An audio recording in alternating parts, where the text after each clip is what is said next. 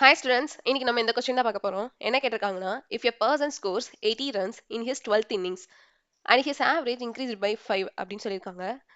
நம்ம எழுதிக்கலாம் எப்படின்னா 12th இன்னிங்ஸ்ல ஒருத்தன் 80 ரன் ஸ்கோர் பண்றான். அவனோட ஆவரேஜ் வந்துட்டு 5 ஆல இன்க்ரீஸ் ஆகுது +5. ஓகேவா? இப்போ நம்ம எப்படி எடுத்துக்கணும்னா 11th இன்னிங்ஸ்ல அவனோட ஆவரேஜ் வந்துட்டு எக்ஸா இருக்கு. 12th இன்னிங்ஸ்க்கு அப்புறம் அவனோட ஆவரேஜ் வந்துட்டு 5 ஆல இன்க்ரீஸ் ஆகுது. ஸோ வந்துட்டு x+5 அப்படின்றத எடுத்துக்கலாம். ஸோ இந்த இதில் நம்ம என்ன கண்டுபிடிக்கணும்னா x+5 அப்படின்றது தான் கண்டுபிடிக்கணும். ஓகேவா? எப்படி நம்ம ஈஸியாக கண்டுபிடிக்கிறது அப்படின்றத பார்க்கலாம். என்ன பண்ணணும்னா இந்த 11 எக்ஸோட மல்டிப்ளை பண்ணணும். அடுத்து இதோட 80யோட ஆட் பண்ணணும். அடுத்து 12ஓட டிவைட் பண்ணணும். ஓகேவா? எப்படி எழுதுறதுன்னு பார்க்கலாம். 11 எக்ஸோட மல்டிப்ளை பண்ணி 11x அப்படின்ட்டு எழுதிக்கலாம். +80 divided by 12 equal to x+5. ஓகேவா? இப்போ 12 நான் இந்த சைடு கொண்டு போய்க்கிறேன். அப்போ என்ன வரும்? 11x + 80 equal to 12x + 12 5 60.